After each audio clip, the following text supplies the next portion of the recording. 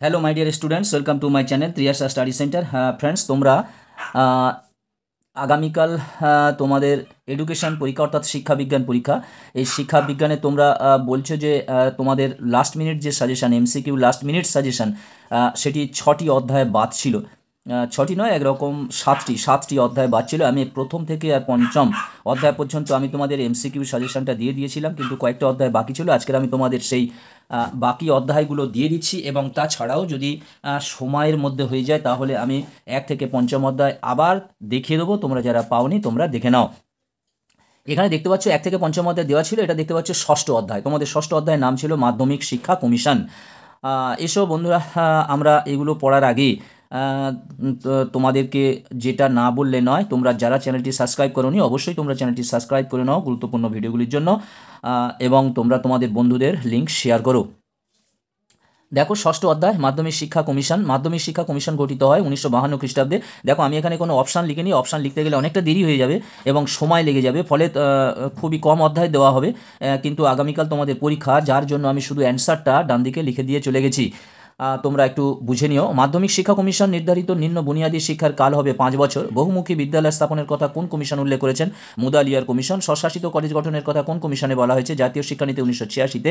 5+3+3 শিক্ষা সংগঠনের এই সুপারিশটি করেন যে কমিশন? মুদালিয়ার কমিশন। মাধ্যমিক শিক্ষা কমিশন গঠিত হয় যে সালে? 1952 সালে 23শে সেপ্টেম্বর। তারপরে দেখো, মুদালিয়ার কমিশন অন্য যে নামে পরিচিত তা হলো মাধ্যমিক শিক্ষা কমিশন। শব্দপ্রবাহের কথা যে কমিশনে উল্লেখ করা হয়েছে তা হলো মুদালিয়ার কমিশনে। এইটা যত সম্ভব 2023 সালে পড়ে গেছে। মুদালিয়ার কমিশনের সুপারিশ অনুসারে উচ্চ মাধ্যমিক শিক্ষার সময়কাল হবে 3 বছর। মুদালিয়ার কমিশনের রিপোর্টে কটি অধ্যায় ছিল? উত্তর হচ্ছে মোট 16টি অধ্যায়। মাধ্যমিক শিক্ষা কমিশনের সভাপতি ছিলেন লক্ষ্মীস্বামী মুদালিয়ার। মাধ্যমিক শিক্ষা কমিশনের বিদেশি সদস্য সংখ্যা ছিল 2 জন। প্রথম কোন কমিশন কিউমুলেটিভ রেকর্ড কার্ডের কথা বলেন? মাধ্যমিক শিক্ষা কমিশন। মুদালিয়ার কমিশনের মতে মধ্যশিক্ষা পর্ষদের সভাপতি হবেন সভাপতি হবেন রাজ্যের শিক্ষা আধিকারিক। এবারে দেখতে পাচ্ছ 7ম অধ্যায় কোঠারি কমিশন ও আধুনিক ভারতের শিক্ষা ব্যবস্থা। কোঠারি কমিশন যে স্তরগুলির কথা বলেছেন, 3টি স্তরের কথা বলেছেন। কমন স্কুলের কথা বলা হয় যে কমিশনে? ভারতীয় শিক্ষা কমিশনে, অর্থাৎ কোঠারি কমিশন আর এক নাম হলো ভারতীয় শিক্ষা কমিশন। কোঠারি কমিশনের সভাপতি হলেন VS কোঠারি। কোঠারি কমিশনের সুপারিশ অনুযায়ী উচ্চ প্রাথমিক স্তরের সময়কাল হলো 4 বা 5 বছর। কোঠারি কমিশনের মতে শিক্ষা কাঠামোটি হলো 10+2+3+2।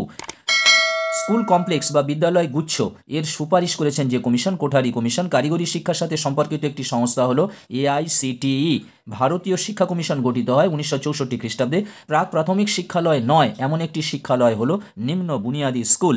কিন্ডারগার্টেন একটি শিক্ষা প্রতিষ্ঠান শিক্ষা প্রতিষ্ঠান। উত্তর হবে প্রাক প্রাথমিক, অর্থাৎ কিন্ডারগার্টেন হলো একটি প্রাক প্রাথমিক শিক্ষা প্রতিষ্ঠান। ITI এর পুরো নাম হলো ইন্ডাস্ট্রিয়াল ট্রেনিং ইনস্টিটিউট। কোঠারি কমিশনের মোট সদস্য সংখ্যা হলো 17 জন। শিক্ষার পিরামিডের অর্থ হলো প্রাক প্রাথমিক শিক্ষা থেকে উচ্চশিক্ষা পর্যন্ত ক্রমপর্যায়ভিত্তিক স্তর। কাসাদাই বাম্বিনী কথাটির অর্থ হলো শিশুদের জন্য গৃহ। কোঠারি কমিশন অনুযায়ী যে কটি ভাষা নিম্ন মাধ্যমিক স্তরে শেখাতে হবে? উত্তর হবে 3টি ভাষা। একটি প্রাক প্রাথমিক শিক্ষালয় হলো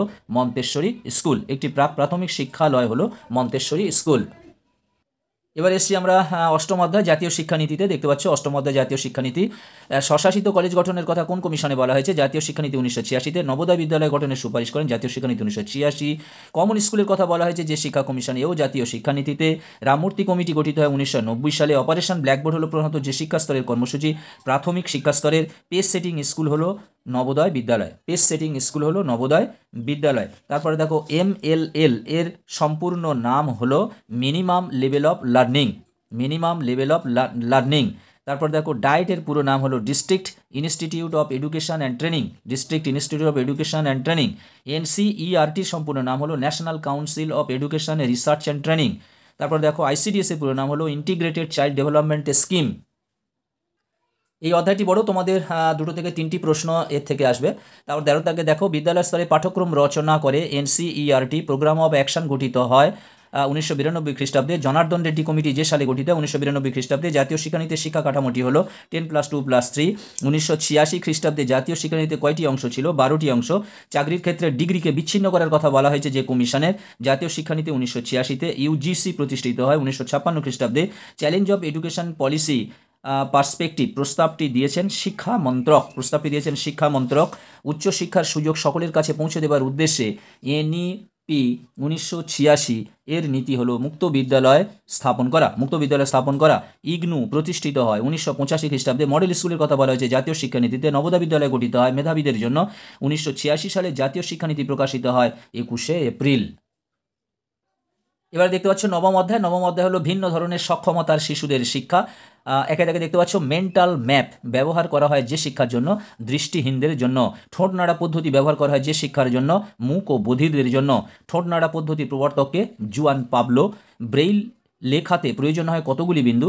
উত্তর হবে 6টি বিন্দু। টকিং বুক যাদের জন্য ব্যবহার করা হয়? অন্ধদের জন্য। স্ক্রিন রিডার যন্ত্র ব্যবহৃত হয় দৃষ্টিহীনদের শিক্ষার জন্য। ব্রেইল পদ্ধতির প্রবর্তক হলেন লুই ব্রেইল, ফ্রান্সের বাড়ি, অর্থাৎ ফ্রান্সের লোক ছিলেন। ব্রেইল পদ্ধতি চালু হয় 1829 খ্রিস্টাব্দে। ভারতে প্রতিবন্ধী দিবস পালিত হয় 15 মার্চ, অর্থাৎ 15ই মার্চ। কম্পন ও স্পর্শানুভূতি পদ্ধতি ব্যবহার করা হয় বধিরদের জন্য। ইনক্লুসিভ এডুকেশন হলো সব ধরনের শিশুদের জন্য শিক্ষার ব্যবস্থা।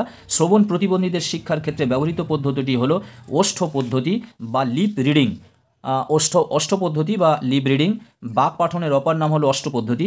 ভারতের অন্ধদের জন্য জাতীয় গ্রন্থাগার স্থাপিত হয়েছে দেরাদুনে। মূক ও বধির শিশুদের পাঠ্যক্রমের অন্তর্গত একটি বিষয় হলো হস্তশিল্প। বন্ধুরা, তোমরা যারা এখনও সাবস্ক্রাইব করোনি তোমরা অবশ্যই চ্যানেলটি সাবস্ক্রাইব করে আমার পাশে থাকো। তোমরা তোমাদের বন্ধুদের লিঙ্ক শেয়ার করো। এবার চলে এসেছি আমরা দশম অধ্যায় প্রাথমিক শিক্ষায় সর্বজনীকরণ। আন্তর্জাতিক সাক্ষরতা দিবস হলো 8ই সেপ্টেম্বর। বয়স্ক শিক্ষাকে সামাজিক শিক্ষা হিসেবে অভিহিত করেন আবুল কালাম আজাদ। সর্বশিক্ষা অভিযান কার্যকর হয় 2002 খ্রিস্টাব্দে। কত খ্রিস্টাব্দে সংসদে শিক্ষার অধিকার আইন পাশ হয়? 2009 খ্রিস্টাব্দে।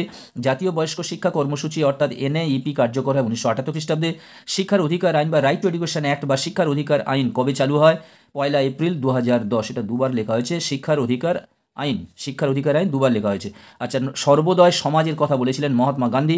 3 ইয়ার্স কি? পঠন, লিখন ও গণিত। এনএলএম এর পুরো নাম হলো national literacy mission. National literacy mission. ভিইসির পুরো নাম হলো ভিলেজ এডুকেশন কমিটি। নই তালিমের প্রবর্তক ছিলেন মহাত্মা গান্ধী। এমএলএল এর পুরো নাম হলো মিনিমাম লেভেল অব লার্নিং। জাতীয় সাক্ষরতা মিশন স্থাপিত হয় 5 মে 1988। 5 মে 1988 খ্রিস্টাব্দে। ইচ ওয়ান টিচ ওয়ান স্লোগানটি কোন আন্দোলনের সাথে যুক্ত? শিক্ষা আন্দোলন। নই তালিমের শিক্ষার স্তর ছিল 4টি এবং সাক্ষরতা দেশের, এটা সাক্ষরতা হবে, সাক্ষরতা দেশের যে উন্নয়নে সাহায্য করে? মানব সম্পদ উন্নয়নে। সাক্ষরতা দেশের মানব সম্পদ উন্নয়নে সাহায্য করে। তাহলে দশম অধ্যায় আমরা পার হলাম। এবারে আসবে একাদশ অধ্যায়। একাদশ আর দ্বাদশ নিয়ে তোমরা জানো যে তোমাদের গ্রুপ ডি এর থেকে 2টি অধ্যায় থেকে মাত্র 2টি প্রশ্ন থাকে। 2টি প্রশ্ন থাকে, মাঝে মাঝে 3টি এসে যায়। একাদশ অধ্যায় শিক্ষায় সামগ্রিক দৃষ্টিভঙ্গি। জ্যাকুইস ডেলর্স কমিশন স্থাপিত হয় 1996 খ্রিস্টাব্দে। ডেলর্স কমিশনের প্রতিবেদনটি প্রকাশিত হয় 1996 খ্রিস্টাব্দে। ডেলর্স কমিশনের প্রতিবেদনটি হলো লার্নিং দ্য ট্রেজার উইদিন। শিক্ষা 4টি স্তরের কথা বলেছেন ডেলর্স কমিশন। ডেলর্স কমিশনের সদস্য সংখ্যা ছিল 14 জন। কর্মের জন্য শিক্ষা হলো পারদর্শিতার শিক্ষা, যেটি ডেলর্সের দেওয়া শিখনের স্তম্ভ নয়, সেটি হলো সকলকে সাহায্য করার শিক্ষা। 2000 খ্রিস্টাব্দে ডাকারে অনুষ্ঠিত আন্তর্জাতিক সম্মেলনের বিষয় ছিল সকলের জন্য শিক্ষা। এরপরে দেখো শিক্ষায় প্রযুক্তির ব্যবহার। দ্বাদশ অধ্যায় শেষ অধ্যায়। কম্পিউটারের স্থায়ী স্মৃতিকেন্দ্র হলো ROM। কম্পিউটার সহযোগী শিক্ষণ হলো CAL অর্থাৎ CAL। কম্পিউটারের প্রধান অংশ হলো CPU।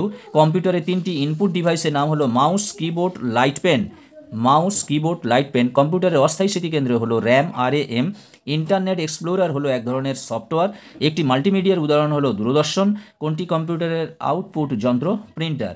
শিক্ষা বিজ্ঞানের প্রযুক্তিবিদ্যার উদাহরণ হলো ইন্টারনেট। শিক্ষা প্রযুক্তিবিজ্ঞান হলো ড্যাশটি এম এর সমন্বয়িত রূপ। পাঁচটি এম এর সমন্বয়িত রূপ। টেকনিকতার অর্থ হলো দক্ষতা। প্রযুক্তিকতার অর্থ হলো তাত্ত্বিক ও ব্যবহারিক জ্ঞান। এই পর্যন্ত তোমাদের দ্বাদশ অধ্যায় যে কটি অধ্যায় বাকি ছিল সে কটা আমি তোমাদের দেখিয়ে দিলাম। এইবারে দেখো তোমরা যারা পাওনি তোমাদেরকে আবার আমি একবার জাস্ট শুধু দেখিয়ে দিচ্ছি, আর পড়ার সময় নেই কারণ ভিডিওটি অনেক লং হয়ে যাচ্ছে। দেখতে পাচ্ছ এটি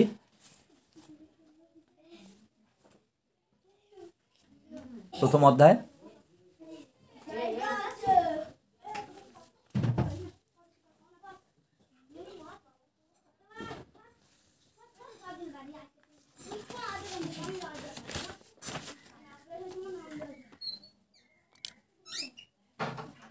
প্রথম অধ্যায় চলছে, দ্বিতীয় পেজ।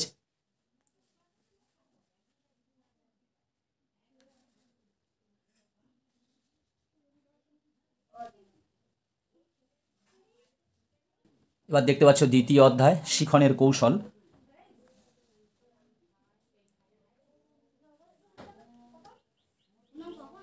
দেখো চলছে দ্বিতীয় অধ্যায়।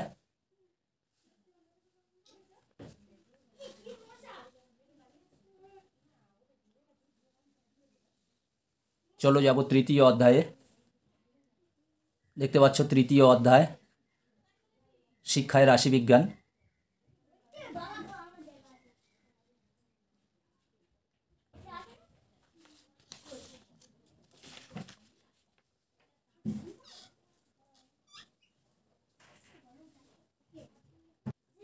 দেখো চতুর্থ অধ্যায়।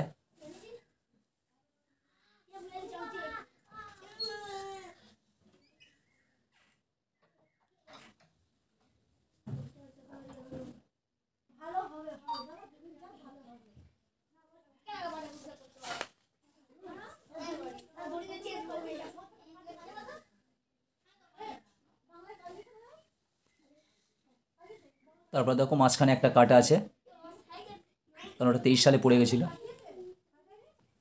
দেখতে পাচ্ছ পঞ্চম অধ্যায়।